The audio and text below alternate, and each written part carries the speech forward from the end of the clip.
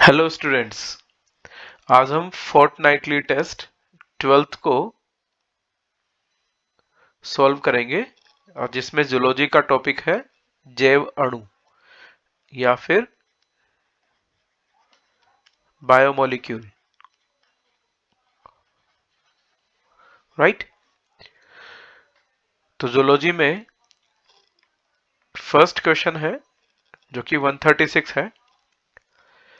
Coenzyme nicotinamide adenine dinucleotide that is NAD और NADP contain the vitamin। तो nicotinamide adenine dinucleotide में जो vitamin present होगा वो होगा नियासिन। तो करेक्ट आंसर हो जाएगा सेकंड, नियासिन। नेक्स्ट क्वेश्चन है 137। An enzyme which would catalyze the following reaction will belongs to the class according to the IUB। तो यहां जो रिएक्शन है ये है, इसमें कॉम्प्लेक्स सब्सटेंस सिंपलर में ब्रेक हो रहा है without addition of water molecule, और जो सबस्ट्रेट बनेगा उसमें डबल बॉन्ड बनेगा।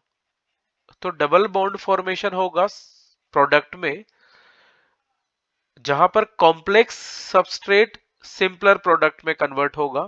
तो ऐसे जो एंजाइम है they belongs to the class lyases. So the correct answer हो जाएगा थर्ड। नेक्स्ट क्वेश्चन है 138। Succinic dehydrogenase is inhibited by which of the following substance that closely resembling succinate in structure। तो जो सक्सिनिक डिहाइड्रोजिनेज एंजाइम को inhibit करेगा, जो inhibitor इसका होगा वो होगा मेलोनेट। बिकॉज मेलोनेट का स्ट्रक्चर जो है ये सक्सिनेट से क्लोजली रिजेंबल करता है। तो यहां पर ये कॉम्पिटिटिव इनहिबिशन का एग्जाम्पल है। तो करेक्ट आंसर होगा सेकंड। नेक्स्ट है question number 139। The element which act as a cofactor for the proteolytic enzyme carboxypeptidase। तो जो कार्बोक्सीपेप्टाइडेज में एज अ कोफैक्टर वर्क करेगा मेटल आयन, वो अनडाउटली है जिंक। तो करेक्ट आंसर हो जाएगा सेकंड। नेक्स्ट क्वेश्चन है 140। The protein which enables glucose transport into the cell and that protein is called as GLUT4। GLUT means glucose transporter। तो correct answer हो जाएगा 4। Next है 141। The most abundant chemical compound in living organism। तो living organism में जो chemical compound most abundant होगा ये है वाटर। उसके बाद फिर नंबर आता है प्रोटीन का, देन न्यूक्लिक एसिड, और सबसे कम होगा इनमें से carbohydrate. So the most abundant chemical compound is water. So correct answer हो जाएगा third. Next question number 142। A secondary metabolite which can also be used as drug। तो सेकेंडरी मेटाबोलाइट्स डिफरेंट टाइप्स के होते हैं, और जो ड्रग्स की category के सेकेंडरी मेटाबोलाइट्स हैं ये होंगे विनब्लास्टिन एंड कर्क्यूमिन। तो यहां पे करेक्ट ऑप्शन हो जाएगा vinblastine. Next question number 143। All the molecule in the acid insoluble fraction are polymeric substance with the exception। तो एसिड इंसॉल्युबल फ्रैक्शन में protein, nucleic acid and polysaccharides even lipid चारों present होंगे, but lipid जो है वो polymeric substance नहीं है। Hence correct answer हो जाएगा lipids. Next, 144. All of the following are linear chains of amino acids linked by peptide bonds except, तो जो पेप्टाइड बॉन्ड से कनेक्टेड होंगे उसमें एंटीबॉडीज है, ये प्रोटीन है, insulin, this is also protein, and receptors are also made up of protein. But जो example cellulose है, it is a carbohydrate not made up of amino acid and even not linked by peptide bond. तो यहां पर correct answer हो जाएगा cellulose. Question number 145. Inulin is a polymer of glucose, fructose, galactose and lactose. So the correct answer is fructose because inulin is a homopolysaccharide made up of fructose units. Clear? Next question है 146. The sequence of amino acid, that is positional information in a protein, is represented by its, तो जो positional information है, first amino acid कौन सा होगा, second amino acid कौन सा होगा, नेक्स्ट कौन सा होगा, ये इंफॉर्मेशन हमें प्राइमरी स्ट्रक्चर ऑफ प्रोटीन में इजीली ऑब्टेन होती है। So the sequence of amino acid, that is the positional information in protein represented by primary structure of protein. So correct answer हो जाएगा first. Next 147. As living organisms work continuously, the living state is a, living state होता है, it is a non equilibrium steady state। तो living जो state है वो non equilibrium condition में रहती है और स्टेडी स्टेट होती है, और जो भी कोई लिविंग ऑर्गेनिज्म है वो इक्विलिब्रियम ऑब्टेन करने को अपोज करता है। सो लिविंग कंडीशन हो जाएगा non equilibrium steady state, hence correct answer हो जाएगा third. Next question number 148. Which bond is not formed by dehydration? तो डिहाइड्रेशन सिंथेसिस प्रोसेस के थ्रू, जिसमें वाटर मॉलिक्यूल रिलीज होता है और बॉन्ड फॉर्मेशन होता है, पेप्टाइड बॉन्ड बनेगा, इवन ग्लाइकोसाइडिक बॉन्ड बनेगा, इवन फॉस्फोडाइस्टर बॉन्ड बनता है। बट डिहाइड्रेशन सिंथेसिस प्रोसेस के थ्रू डाइसल्फाइड बॉन्ड फॉर्मेशन नहीं होगा, हेंस करेक्ट आंसर हो जाएगा थर्ड, डाइसल्फाइड बॉन्ड। नेक्स्ट है 149. The most important form of energy currency in living system is the bond energy in a chemical is called as. तो जो energy currency है, जो energy produce करता है living system में, वो होगा एटीपी, एडिनोसिन ट्राई फॉस्फेट। सो करेक्ट आंसर हो जाएगा third. Now next 150. The bond, the blood concentration of glucose in a normal healthy individual।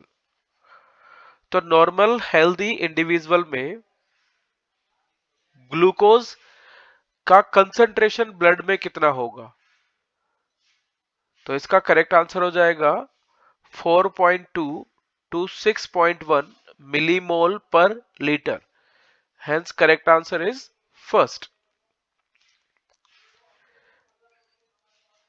Next 151. Biocatalysts which hasten the rate of metabolic conversion are mostly, तो biocatalyst by nature mostly क्या होते हैं? तो biocatalyst are mostly protein in nature with the exception of some enzymes like ribozyme and ribonuclease P. तो most of biocatalysts are made up of protein, hence second answer जो है वो correct हो जाएगा. Next है 152. In a DNA molecule, guanine compulsorily base pairs with. तो DNA में जो कॉम्प्लीमेंट्री बेस पेयर्स हैं उसमें एडेनिन का कॉम्प्लीमेंट्री बेस पेयर होगा थाइमिन और ग्वानिन का कॉम्प्लीमेंट्री बेस पेयर होगा साइटोसिन. एडेनिन और थाइमिन के बीच में डबल हाइड्रोजन बॉन्ड होते हैं, वेरेज ग्वानिन और साइटोसिन के बीच में ट्रिपल हाइड्रोजन बॉन्ड होते हैं. तो क्वेश्चन में पूछा है in a DNA molecule guanine compulsorily base pairs with, तो करेक्ट आंसर हो जाएगा cytosine third. Next 153. Nucleotides are linked to each other to form a strand of nucleic acid via. तो न्यूक्लियोटाइड्स जिस बॉन्ड के through link होंगे या दो nucleotide के बीच में जो बॉन्ड बनेगा वो होगा phosphodiester bond. So nucleotides are linked to each other to form a strand of nucleic acid via phosphodiester bond. So correct answer हो जाएगा थर्ड. नेक्स्ट है 154 क्वेश्चन और इसमें जो डायग्राम दिया हुआ है ये है कोलेस्ट्रॉल. राइट नाउ क्वेश्चन है the diagrammatic representation of which organic compound in living tissue is depicted in the structure given above. तो स्ट्रक्चर में क्या दिया हुआ है? कोलेस्ट्रॉल. सो करेक्ट आंसर हो जाएगा सेकंड. नेक्स्ट क्वेश्चन है 155. Lecithin is an example of.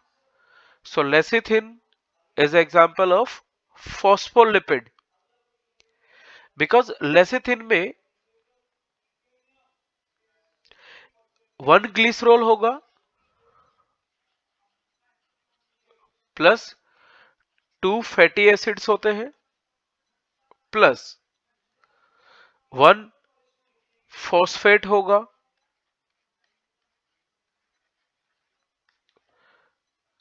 Plus एक और नाइट्रोजन कंटेनिंग कंपाउंड होगा that is called as Colin.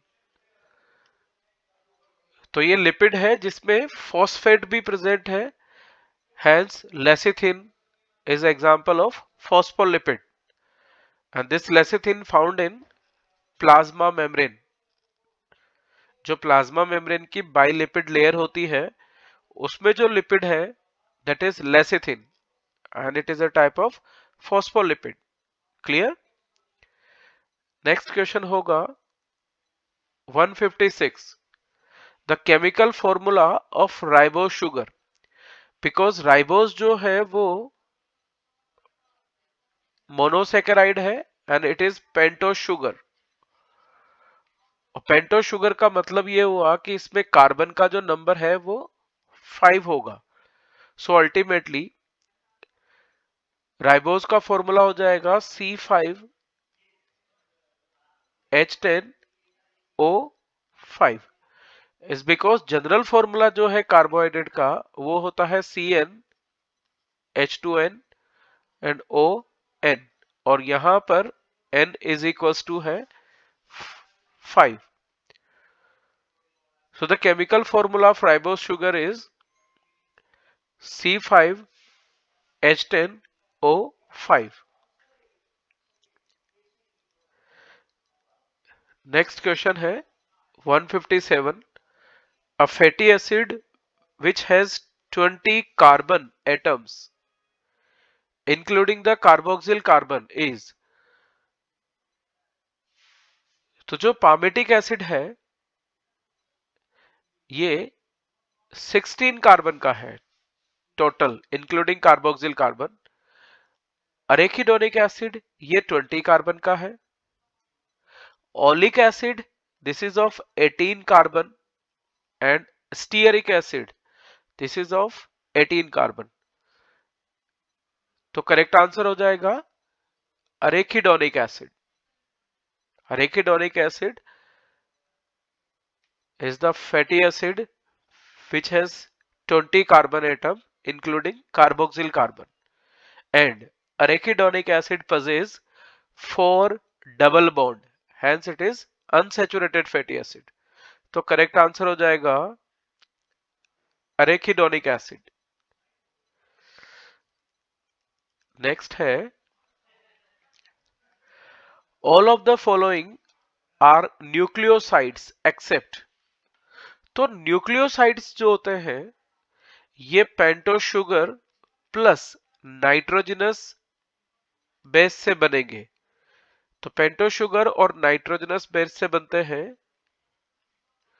Nucleosides, और इनमें से cytosine it is not a nucleoside, it is a nitrogenous base. So correct answer हो जाएगा cytosine, third. Next है 159, which of the following is not an aromatic amino acid। Simply जो aromatic amino acid है उसके example है tyrosine, phenylalanine and tryptophan. But alanine is not an aromatic amino acid, therefore correct answer हो जाएगा fourth alanine. Next है 160, glucose can be ultimately metabolized aerobically or even anaerobically along similar metabolic pathway to form any of the following end product except। तो glucose चाहे aerobically metabolise हो या anaerobically metabolise हो, ये glutamic acid form नहीं करेगा। Otherwise ethanol, pyruvic acid and lactic acid glucose के metabolise होने से फॉर्म होते हैं। सो करेक्ट आंसर हो जाएगा फोर्थ ग्लूटामिक एसिड। नेक्स्ट है a secondary metabolite which is a naturally occurring toxin. तो सेकेंडरी मेटाबोलाइट्स का जो टेबल एनसीईआरटी की बुक में दिया हुआ है उसके अकॉर्डिंग हम इसे देखें तो toxin type of secondary metabolite जो है वो होता है, एक होगा एब्रिन और दूसरा होता है राइसिन। क्लियर? तो यहां पे करेक्ट आंसर हो जाएगा ricin is a secondary metabolite which is a naturally occurring toxin। Next question है 162, choose the incorrect statement with respect to the enzymes activity। Incorrect हमें फाइंड आउट करना है। enzymes generally function in a narrow range of temperature and pH। तो ये statement correct है because ये narrow range में perform करते हैं और मैक्सिमम एक्टिविटी ऑप्टिमम टेम्परेचर या ऑप्टिमम पीएच पर शो करते हैं। नाउ सेकंड है low temperature preserve enzyme in a temporary inactive state. तो जब टेम्परेचर बहुत कम होगा तो एंजाइम उस पर इनएक्टिव हो जाते हैं। तो ये स्टेटमेंट सही है। activity of enzyme increases both below and above optimum temperature. ये जो स्टेटमेंट है ये इनकरेक्ट है.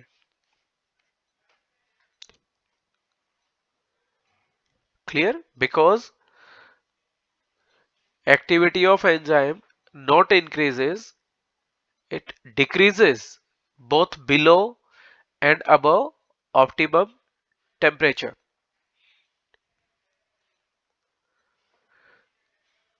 तो यहां पर जो करेक्ट स्टेटमेंट है वो फर्स्ट है, सेकंड है और इवन ये फोर्थ वाला भी करेक्ट स्टेटमेंट है, बट जो इनकरेक्ट होगा वो थर्ड स्टेटमेंट होगा, because activity of enzyme decreases both below and above the optimum temperature. So correct answer हो जाएगा third.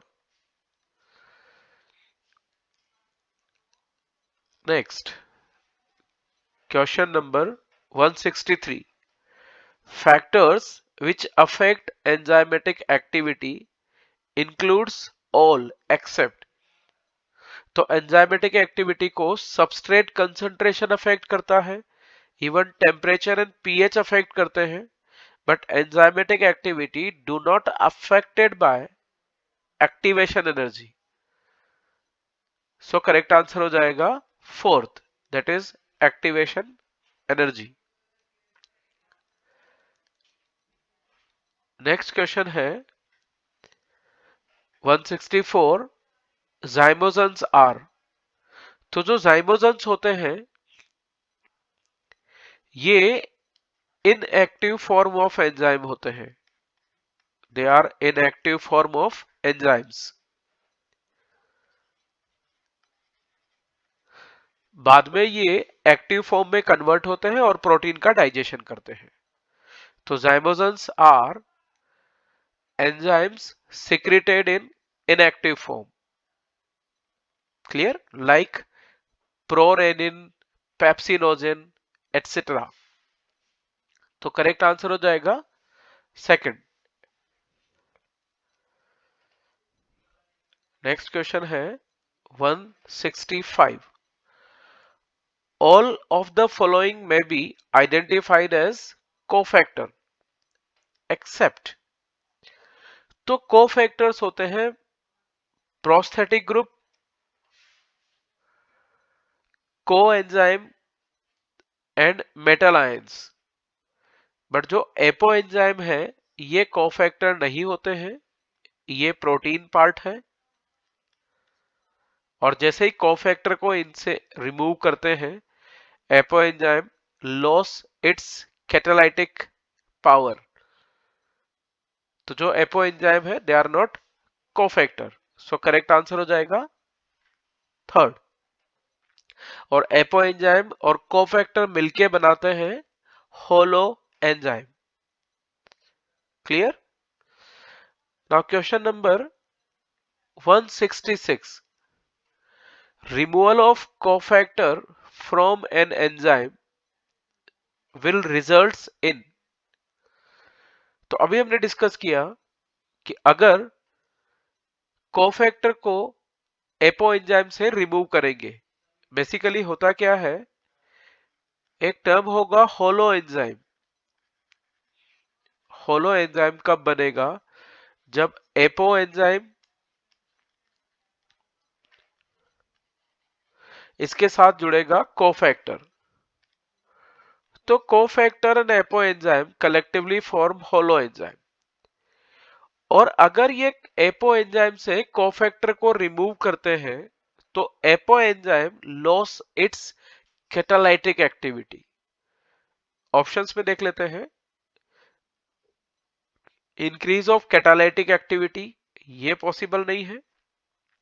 Initial decrease of catalytic activity followed by increase ये भी इनकरेक्ट है. लॉस ऑफ कैटालाइटिक एक्टिविटी ये correct option हो जाएगा, because जैसे ही हम कोफैक्टर रिमूव करते हैं कैटालाइटिक एक्टिविटी जो है वो लॉस हो जाती है. क्लियर? तो होलो एंजाइम की कैटालाइटिक एक्टिविटी होगी और ये होते हैं एपो एंजाइम प्लस कोफैक्टर. तो करेक्ट आंसर हो जाएगा थर्ड। नेक्स्ट है क्वेश्चन नंबर 147। तो जो स्ट्रक्चर दिया हुआ है ये अमीनो एसिड का है, और अमीनो एसिड्स को, जो डिफरेंट टाइप्स के अमीनो एसिड है, वो हम आइडेंटिफाई करते हैं on the basis of R side chain, because amino acids are substituted methane. और उसमें जो आर साइड चेन है उसके अकॉर्डिंग ये अमीनो एसिड डिफरेंट टाइप के होते हैं। और ये साइड चेन जो डायग्राम में दी हुई है ये है हाइड्रोक्सी मिथाइल। और अगर साइड चेन हाइड्रोक्सी मिथाइल है तो अमीनो एसिड हो जाएगा सेरेन। तो जो गिवन डायग्राम में अमीनो एसिड दिया हुआ है वो है सेरेन। क्लियर। नेक्स्ट क्वेश्चन है 168। Glycerol is known as. तो ग्लिसरॉल जो है वो 3 कार्बन का सब्सटेंस है, और इस पे तीनों कार्बन पे हाइड्रोक्सी ग्रुप होगा, ऐसा होगा ग्लिसरॉल। बाकी ये hydrogen, this is structure of glycerol. तो ये स्ट्रक्चर हो जाएगा tri hydroxy propane. So glycerol is also known as tri hydroxy propane. Correct answer हो जाएगा थर्ड। क्लियर है। नेक्स्ट क्वेश्चन है 169। Which of the following is a primary metabolites. तो जो प्राइमरी मेटाबोलाइट्स होते हैं वो डायरेक्टली पार्टिसिपेट करते हैं growth and development of organism में। क्लियर। तो यहां पर कैरेटिनॉइड ये सेकेंडरी मेटाबोलाइट्स हैं, एंथोसाइनिन ये भी सेकेंडरी मेटाबोलाइट्स हैं जो पिगमेंट टाइप के हैं, रबर ये सेकेंडरी मेटाबोलाइट्स हैं जो पॉलीमेरिक सब्सटेंस टाइप के हैं, but amino acids they are not secondary metabolites, they are primary metabolites, hence correct answer हो जाएगा थर्ड। नेक्स्ट है 170। exoskeleton of insects are made up of a complex polysaccharide, that is chitin, because chitin जो है वो insects का exoskeleton बनाएगा, और ये सेकंड मोस्ट अबंडेंट बायोमोलिक्यूल है that is present in biosphere. तो हमारा करेक्ट आंसर हो जाएगा second, that is chitin. Next question है 171। Pentose sugar that is present in DNA. बहुत इजी है। डीएनए मतलब डीऑक्सी राइबो न्यूक्लिक एसिड, और deoxy ribo nucleic acid that is a nucleic acid made up of nucleotides. तो DNA में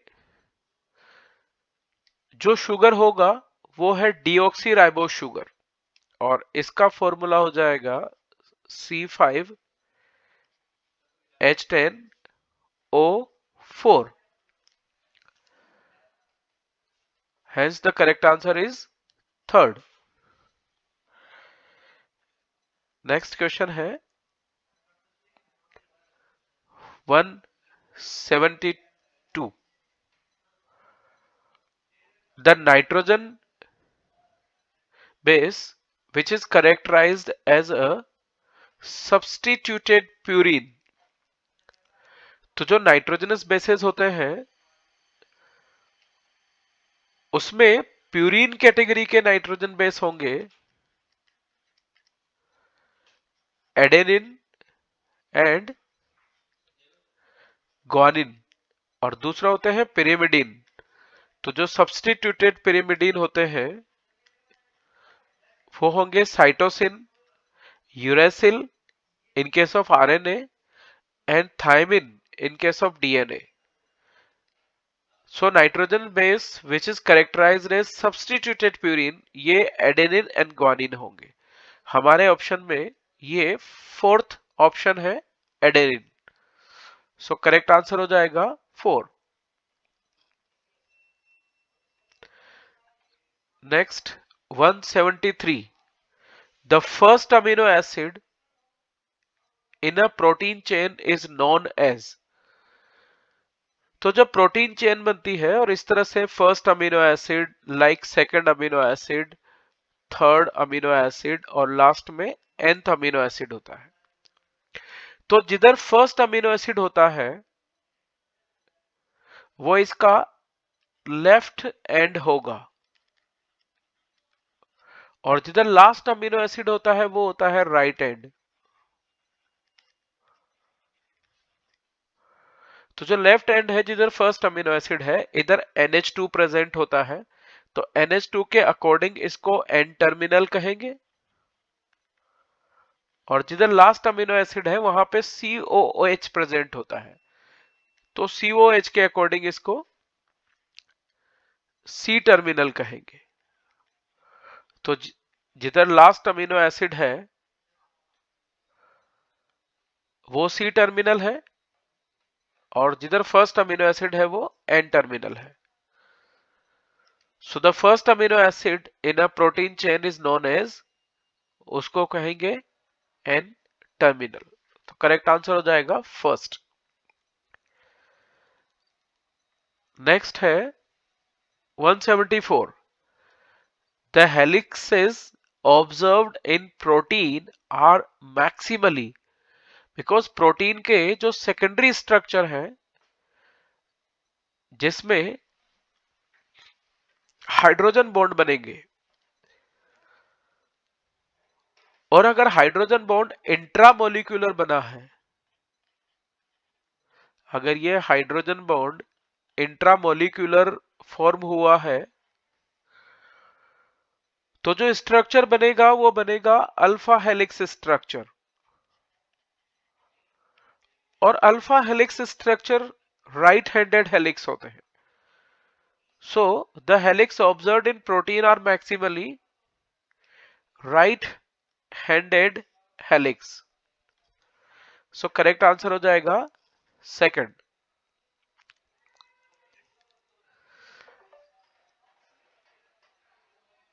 now next है 175, the most abundant protein in the whole of the biosphere, that is undoubtedly most abundant protein होगा Rubisco, that is ribulose bisphosphate carboxylase oxygenase।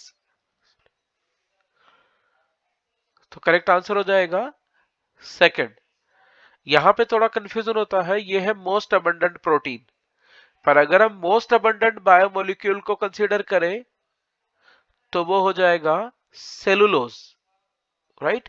But question में protein पूछा है तो correct answer होगा Rubisco.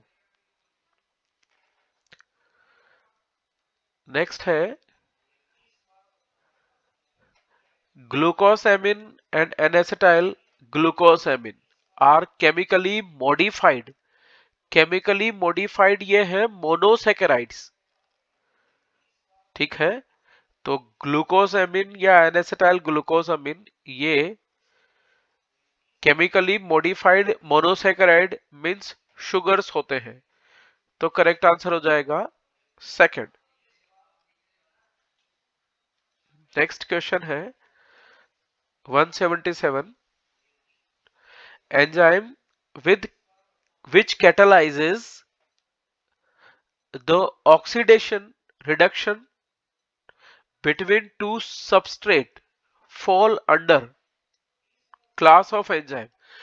तो जो enzyme oxido reduction process को catalyse करेंगे,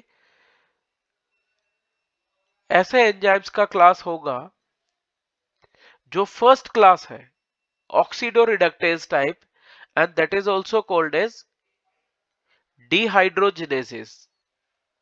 तो ये फर्स्ट क्लास को बिलोंग करेंगे और उसका नाम है ऑक्सीडोरिडक्टेज और dehydrogenases. So the correct answer will be first. Now next question है 178. Read the following given statements and choose the correct option. The two strands of DNA double helix are anti-parallel to each other. तो ये बिल्कुल सही बात है, क्योंकि जब DNA के हेलिक्स की हम बात करते हैं तो एक 5 डेज टू 3 डेज और दूसरा होगा 3 डेज टू 5 डेज, तो ये एंटी पैरेलल होते हैं। So this is correct statement. Now statement B, the pitch of B DNA is of 3.4 nanometre. तो ये भी करेक्ट स्टेटमेंट है, बिकॉज पिच जो है बी डीएनए का, जिसको वॉटसन एंड क्रिक ने डिफाइन किया था, एक्सप्लेन किया था in double stranded helical model of DNA में, तो ये भी करेक्ट स्टेटमेंट है। Hence both statements are correct. Next question है 179. Which of the following bond is present in the structure of maltose? तो जो माल्टोज है इसमें ग्लाइकोसाइडिक बॉन्ड बनेगा, और ग्लाइकोसाइडिक बॉन्ड दो अल्फा ग्लूकोज मॉलिक्यूल के बीच में बनता है। जैसे एक ग्लूकोज ये हो गया और दूसरा ये यहां अल्फा ग्लूकोज, ऐसे। तो इधर इसका first carbon, second carbon, third carbon, fourth carbon, fifth carbon, और यहां होता है 6 कार्बन। सिमिलरली इसमें भी वही है, first, second, third, fourth, fifth and यहां 6 कार्बन। और जो बॉन्ड बनता है ग्लाइकोसाइडिक बॉन्ड, ये दोनों अल्फा ग्लूकोज मॉलिक्यूल के बीच में बनता है, जिसमें फर्स्ट एंड फोर्थ कार्बन के बीच में ये ग्लाइकोसाइडिक बॉन्ड बनेगा। तो इसको कहेंगे alpha 1,4 glycosidic bond. So correct answer हो जाएगा माल्टोज में alpha 1,4 glycosidic bond. And last question है, read the following given statements and choose the correct option. और स्टेटमेंट ए है, starch is a homopolysaccharide of glucose. तो ये सही है, starch is a homopolysaccharides of alpha glucose, तो ये statement सही है। नेक्स्ट है statement B, starch form secondary helical structure. तो स्टार्च के दो पार्ट होंगे, उसमें से एक जो सेंट्रल पोर्शन बनाएगा उसमें अल्फा हेलिकल स्ट्रक्चर होते हैं, और उन्हीं हेलिक्स में ये आयोडीन को ट्रैप कर पाते हैं। तो starch form secondary helical structure, this is also correct statement. तो ऑप्शन क्या हो जाएगा, स्टेटमेंट्स, अच्छा थर्ड दिया हुआ है, statement C, starch can not hold iodine molecule. तो जैसे मैंने अभी बताया, स्टार्च में हेलिकल स्ट्रक्चर फॉर्म होते हैं और हेलिक्स में आयोडीन को वो होल्ड करते हैं। तो यहां दिया हुआ है starch can not hold iodine molecule, ये इनकरेक्ट स्टेटमेंट हो जाएगा। अब ऑप्शन देख लेते हैं। तो ऑप्शन है statement A and B are correct but statement C is incorrect. तो करेक्ट आंसर हो जाएगा 4। So this is the solution of our question paper, that is based on biomolecule. Clear है? Thank you.